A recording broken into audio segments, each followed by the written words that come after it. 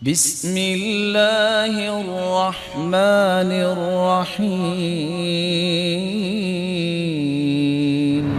زندگی میں آپ سائل بنے، متعلم بنے، معلم بنے، ہر چھوٹی چھوٹی بات پہ فتوے جڑ دینا، نفرتیں پھیلانا، یہ کوئی دین نہیں ہے۔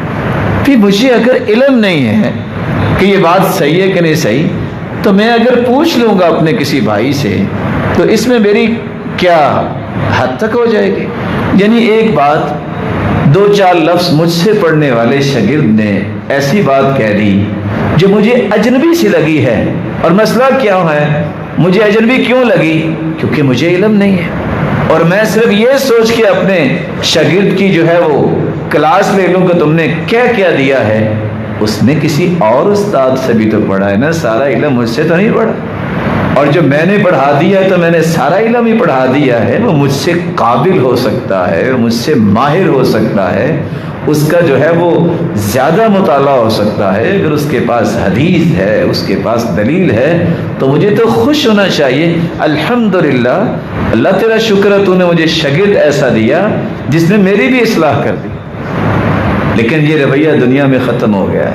یہاں دیکھتے ہیں قد کس کا اونچا ہے، بڑا ہے، اس کی بات مانو، وہ صحیح کہہ رہا ہے، یہ غلط کہہ رہا ہے۔ یہی رویہ اللہ کے رسول نے توڑا تھا۔ بڑا وہ ہے جس کے پاس علم ہے، بڑا وہ ہے جس کے پاس قرآن و حدیث کی دلیل ہے۔ بڑا وہ نہیں ہوتا کہ جس کی عمر 70 سال ہو جائے اور اس کو پتہ نہ ہو کہ میں نے کہنا کیا، وہ بڑا نہیں ہوتا۔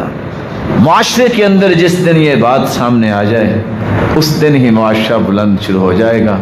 اللہ حضر جلال سے دعا کیجیے، اللہ ہمیں مفتی کم بنائے، ہمیں داعی بنائے۔ دعوت میں خیر و برکت ہوتی ہے، آپ ایک اچھی بات پیش کرتے ہیں، اور فتووں میں بسا اوقات انسان اتنا آگے نکل جاتا ہے، اور ضروری نہیں ہوتا کہ ہر بات کا فتویٰ انسان دے۔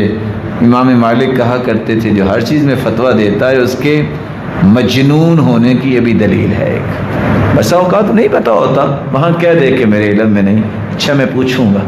صحابہ جیسے، عمر جیسے، ابو بکر جیسے، جب ان سے کوئی بات پوچھتا وہ کہتے ہیں اچھا میں صحابہ سے مشورہ کروں گا تو پھر بتاؤں گا۔ امام بخاری نے اپنے شاگرد امام ترمذی سے 2 روایتیں صحیح بخاری میں نقل کی ہیں، یہ چھوٹی بات ہے؟ کبھی کوئی شاگرد سے بھی روایت لیتا ہے؟ اور ہمارا کبر اور تکبر جو ہے، نخوت اتنی ہو جائے کہ ہم کسی کی بات ہی نہ سنیں۔ مت ایسے رویوں کی طرف جائیں جہاں جہالت چھلکتی نظر آئے کہ اس بیچارے کو پتہ ہی نہیں ہے، اب اس کو کیا کہا جائے۔ اللہ عز و جلال دین کی صحیح فہم عطا فرمائے۔